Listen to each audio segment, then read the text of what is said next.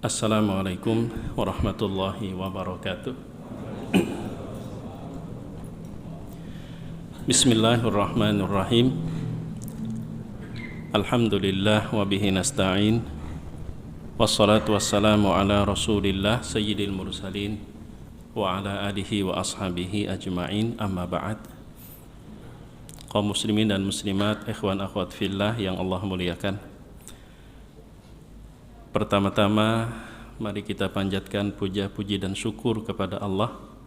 Sama-sama kita mengucapkan Alhamdulillah. Mudah-mudahan kebaikan yang telah Allah mudahkan semakin mendapatkan keberkahan.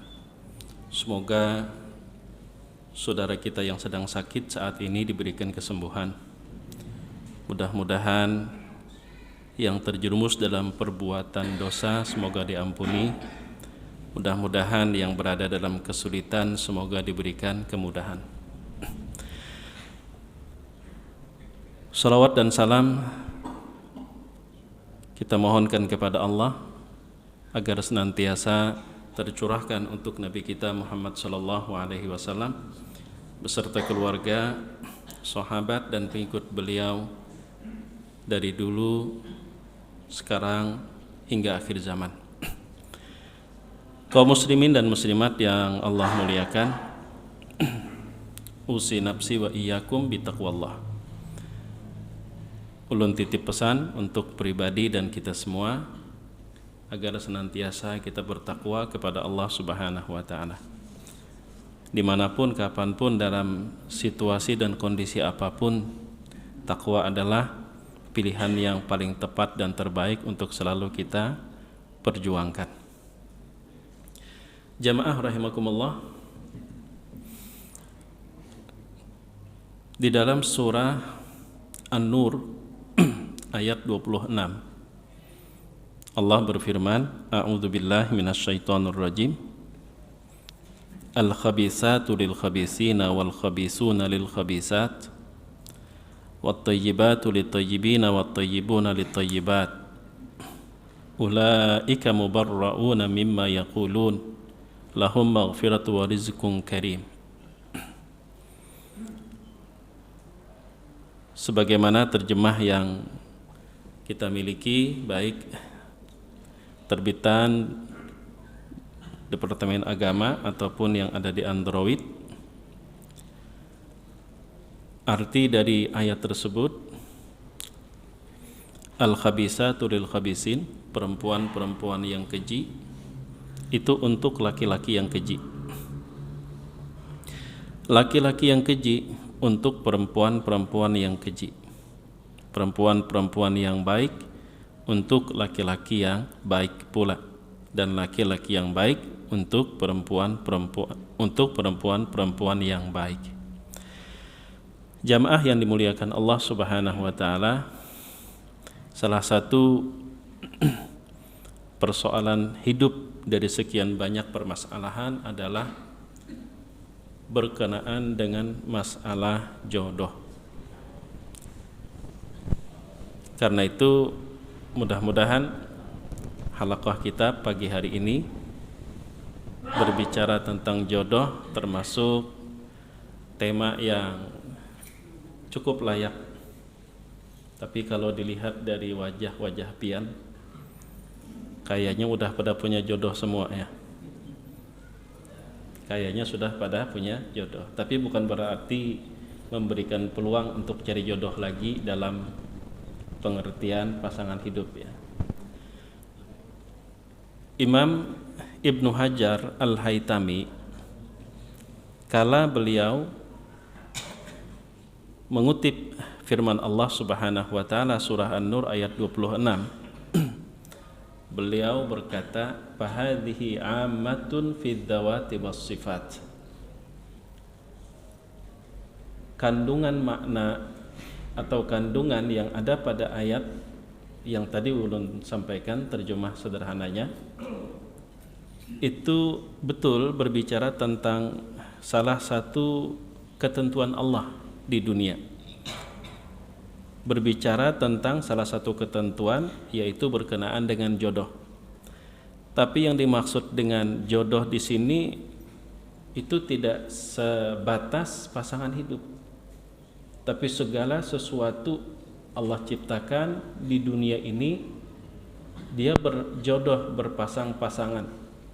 Dia berjodoh baik yang berkaitan dengan benda ataupun yang berhubungan dengan sifat dan karakter. Nah, karena itu maka kita akan bawa bahasan jodoh ini kepada hal yang jauh lebih luas dari sekedar pasangan hidup ya. Upaya kita untuk memahami ketentuan Allah yang Allah tetapkan atau yang kita sering sebut dengan sunnatullah. Jamaah yang dimuliakan Allah Subhanahu wa taala,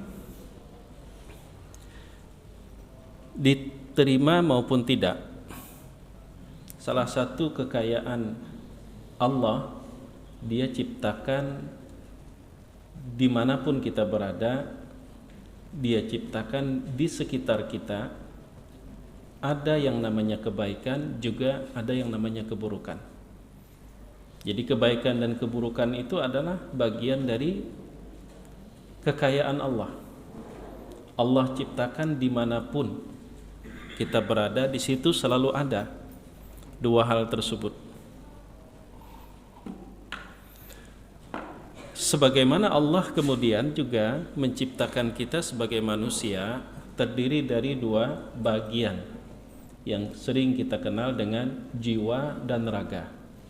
Jiwa dan raga. Dua-duanya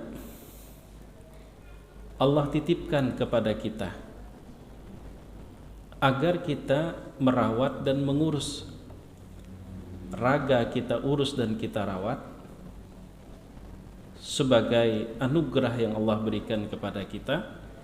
Demikian juga jiwa kita urus, kita rawat, kita tarbiyah, kita bina sebagai amanah yang Allah titipkan kepada kita. Kita mulai dari raga ya. Raga kita ini kalau tidak kita urus, kita biarkan, dia akan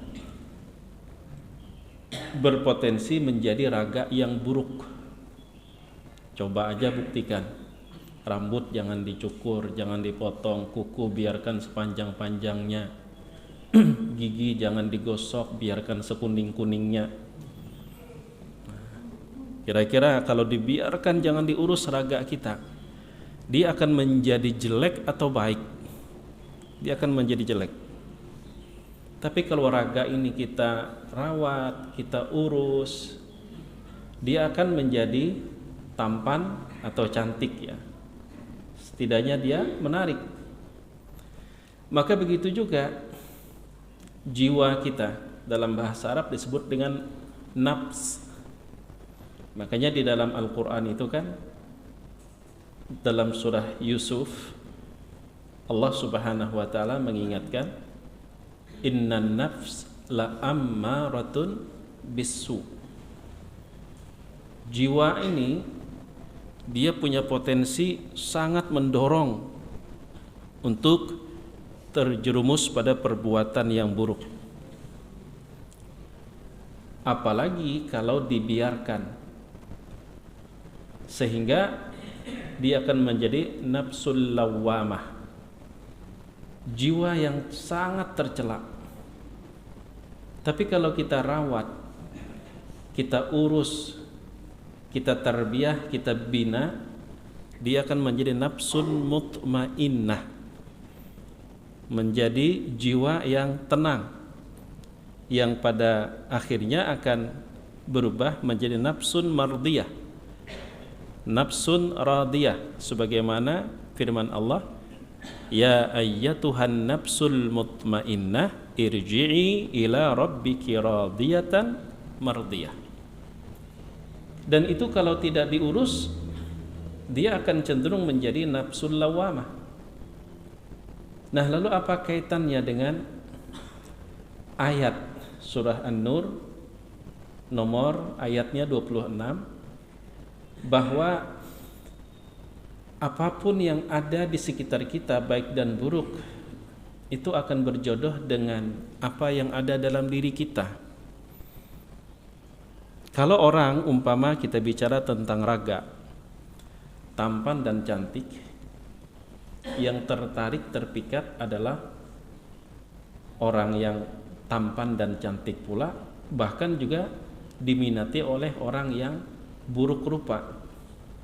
Tapi kalau buruk rupa, orang yang cantik dan tampan itu menghindar. Si buruk rupa pun kalau tertarik karena terpaksa nggak ada pilihan lain.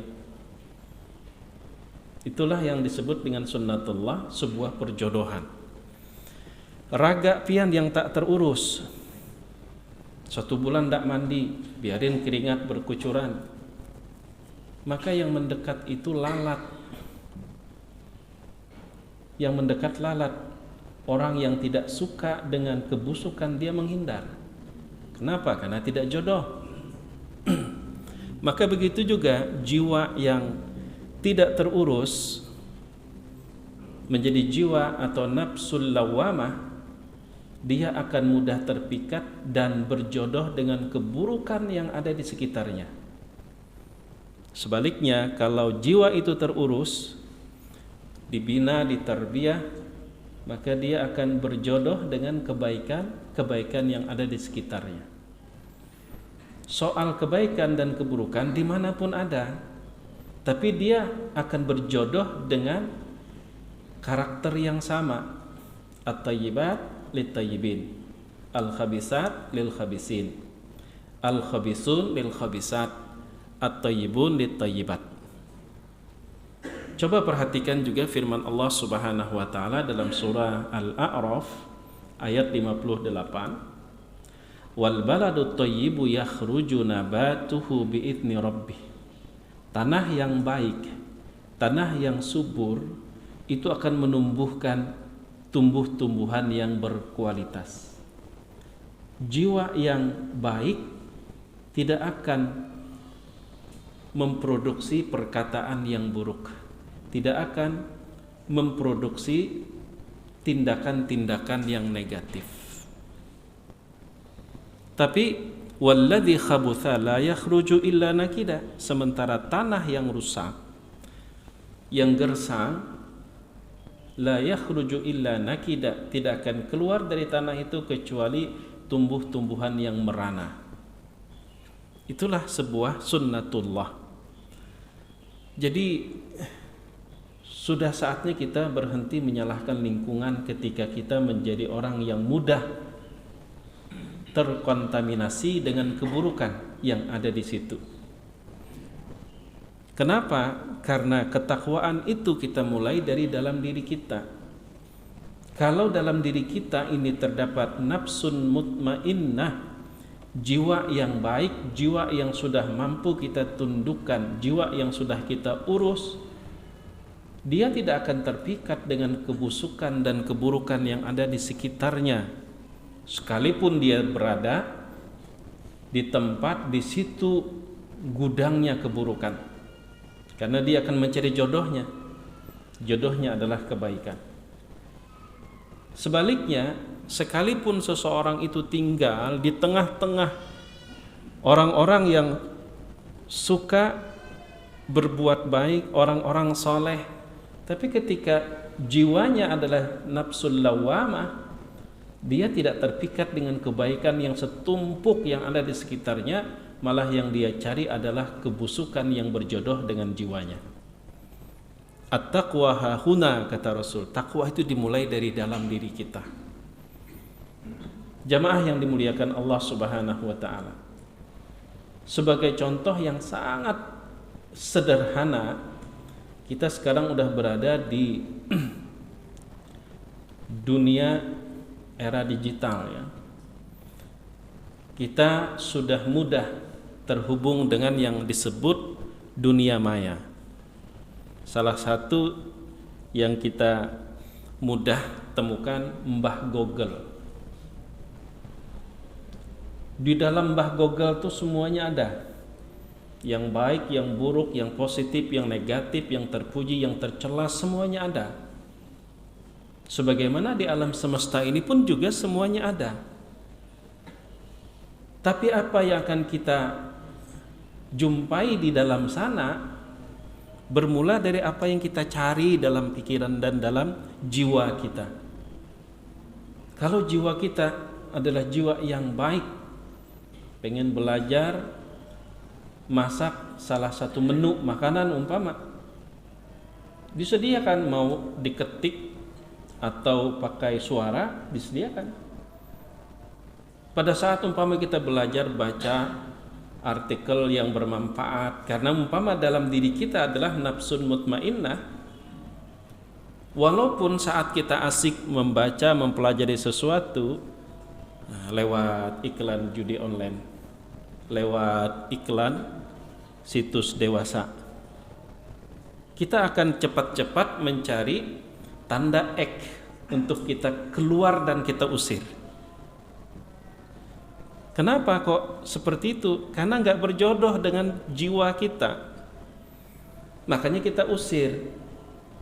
Tapi kalau sebaliknya Allah pajah lampu lah, alhamdulillah supaya kada lawasinya. Tapi kalau sebaliknya, jiwa kita ini jiwa yang tercela. Dari awal udah kita ingin menemukan hal yang negatif ya. Allah, Allah. Belum ini. Allah, Allah, Allah. Allah. Baik. Dari awal memang negatif yang kita cari. Umpama ingin buka situs dewasa misal ya, Allah, maka walaupun Allah, Allah, walaupun situsnya diblokir, tetap cari aplikasi untuk membobol, pian. Tetap buka ini diblokir, cari lagi yang lain, blokir, cari lagi yang lain, seakan-akan nggak pernah ada kebaikan di sana. Bukan kebaikan yang tidak ada, memang yang kita cari keburukan. Berjodoh dengan nafsu, dengan jiwa kita yang tidak pernah kita urus, tidak kita rawat, dan tidak kita tarbiyah. Jamaah yang dimuliakan Allah Subhanahu wa ta'ala. Jadi yang harus kita fahami bersama bahwa dimanapun kita tinggal, dimanapun kita berada, salah satu kekayaan Allah di situ ada kebaikan dan keburukan. Dan perlu kita ketahui, dia akan berjodoh dengan apa yang ada dalam diri kita. Maka dari itu, ulun yakin pian pun juga paling tidak pernah membaca atau menemukan sebuah postingan ya, kalaupun sebenarnya bisa jadi itu sebuah ilustrasi ya.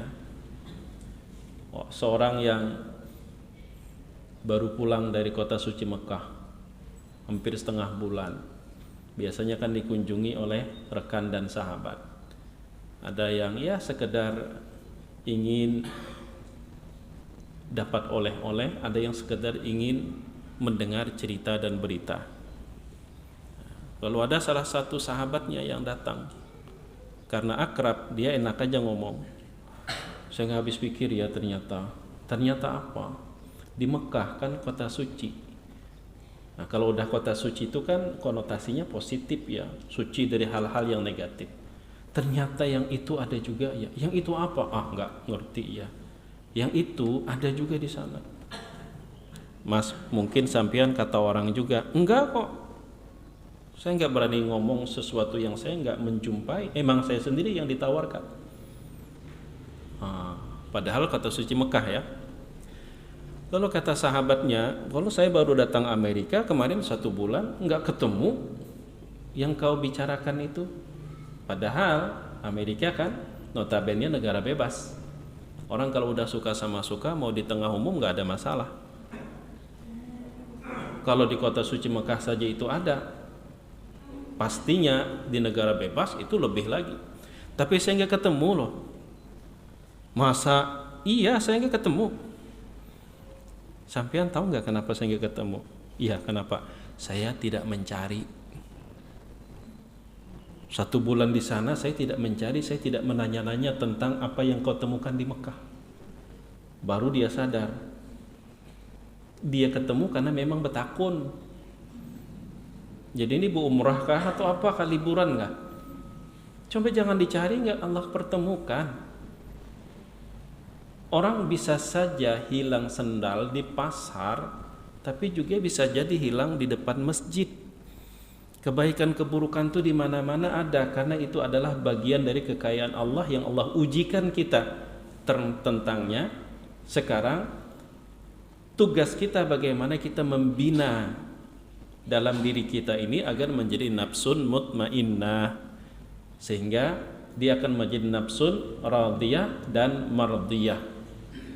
Jangan sampai kita tidak urus. Bagaimana cara ngurusnya? Masya Allah, kita sering hadir ke majelis ilmu, dengarkan nasihat-nasihat yang mencerahkan, siraman-siraman rohani, memperbanyak ibadah kepada Allah, di antara lain seperti membaca Al-Quran, berzikir, istighfar, taubat kepada Allah.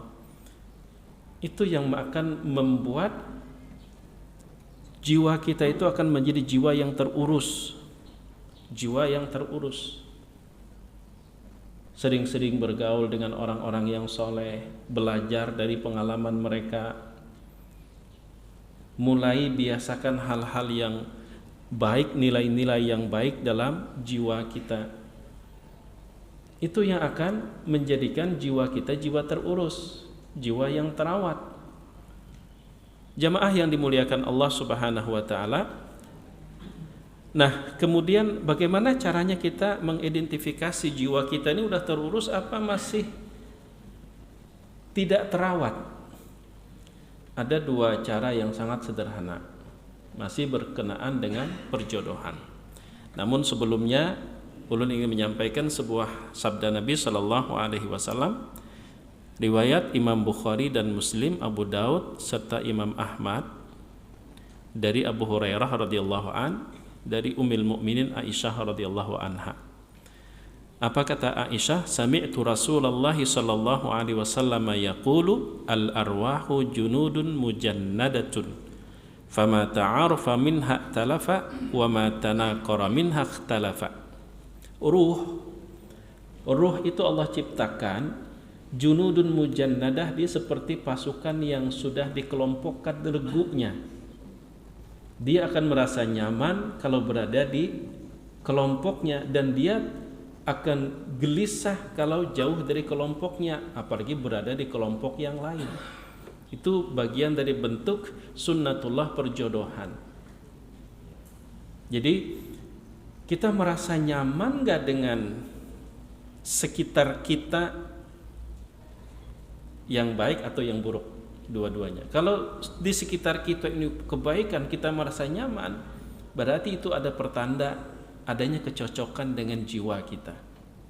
Sebaliknya juga sama, ketika kita berada di tengah-tengah kemungkaran, kita merasa tidak nyaman, itu berarti karena memang tidak ada jodoh. Tapi kalau kita merasa nyaman dengan kemungkaran, diam 1000 bahasa, menolak dengan hati pun tidak, itu pertanda memang ada jodohnya dalam jiwa kita. Makanya Nabi SAW mengatakan, man ra'a minkum munkaran falyughayyirhu biyadihi. Siapapun di antara kami yang melihat suatu kemungkaran, maka hendaklah mengubah dengan tangannya, kalau tak mampu dengan lidahnya, kalau tak mampu hatinya menolak dan berontak. Sebagai bukti kalau memang jiwanya tidak berjodoh dengan kemungkaran tersebut. Tapi kalau diam adem, diam ayem, ya subhanallah, apalagi umpama mendukung, wah itu jelas berarti ada perjodohan. Jiwanya jiwa yang lawamah, jiwa yang tercela. Kadang ulun memberikan contoh sangat sederhana, ada dan tidak adanya perjodohan, kebaikan keburukan di sekitar kita dengan kebaikan dan keburukan jiwa kita. Sederhananya seperti colokan, ya, colokan itu kan ada colokan kaki 1, kaki 2, kaki 3, colokan listrik. Nah, umpama di dinding kita ini itu ada lubang colokan. Ada lubang colokan. Sekarang kita tidak tahu itu berapa kaki lubangnya. Kita tidak tahu karena mungkin anggaplah lampu gelap, lampu padam ya, lampu padam sehingga gelap kita tidak melihat. Yang di tangan kita ini ada dua macam, ada colokan 3 kaki, ada colokan 2 kaki. Lalu kita meraba. Kita ambil dulu colokan yang 3 kaki, meraba. Kalau ternyata dia nempel, berarti memang lubangnya ada 3. Berikit dia, nempel di situ dia akan lengket. Tapi kalau ternyata di situ tidak ada lubang 3, mau disusurin berapa kali pun dia nggak akan lengket. Jadi kalau hal buruk itu ternyata kok mudah, doyan kita ya, keburukan itu kayaknya memikat ya, berarti memang jodohnya ada dalam diri kita. Maka saatnya kita benahi, kita bina. Kata Ibnu Hajar Al-Haytami di dalam bukunya Tathhirul Ibah min Danasil Ghibah, manusia itu Allah berikan 2 potensi tadi, bisa menjadi baik, jiwanya bisa menjadi buruk. Kalau Allah menghendaki, maka Allah kebaikan kepada seorang hamba, Allah ilhamkan dia taubat. Atau dengan cara yang sedikit apa ya, kalau sedikit menyakitkan sih kurang pas juga. Kata Imam Ibnu Hajar Al-Haytami, kalau tidak Allah ilhamkan dia taubat, bila Allah menginginkan dia kebaikan, bisa jadi Allah titipkan segudang persoalan hidup, musibah dan cobaan. Limbah sudah kena, hanyar sadar, hinda ampih hinda tobat, limbah sudah kena.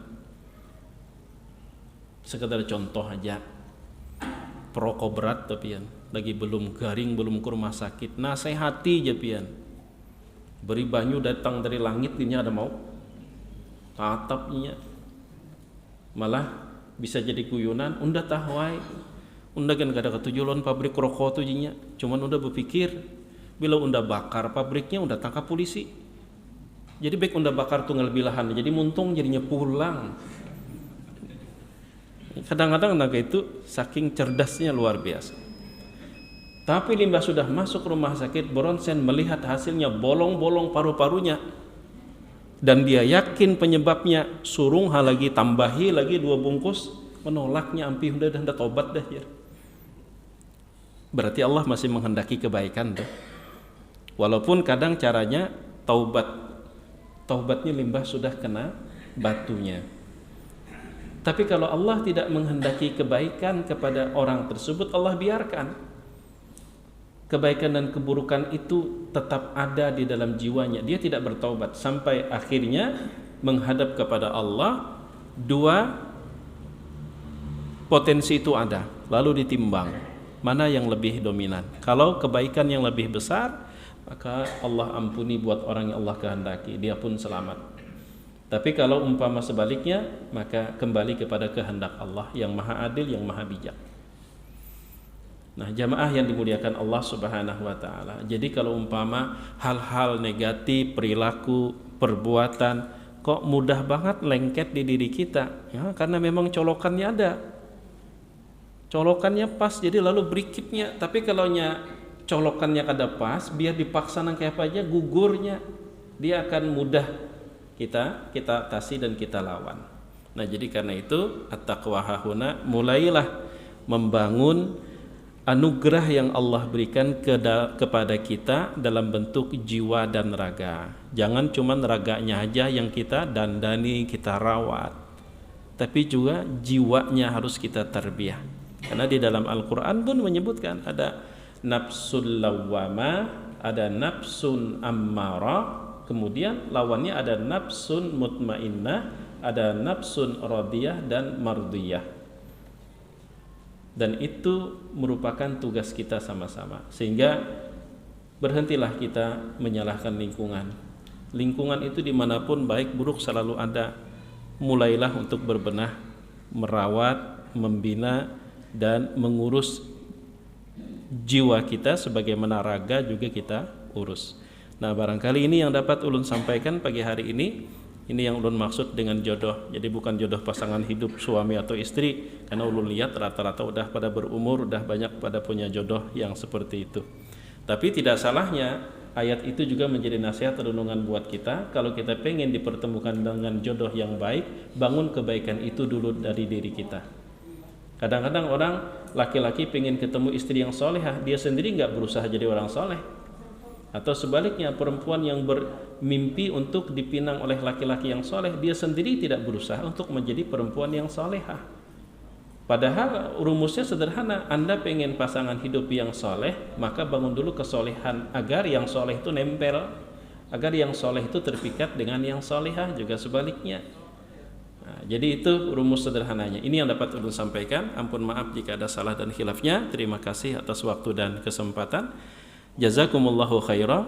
Subhanakallahumma wa bihamdika asyhadu an la ilaha illa anta astaghfiruka wa atubu ilaik. Wassalamualaikum warahmatullahi wabarakatuh.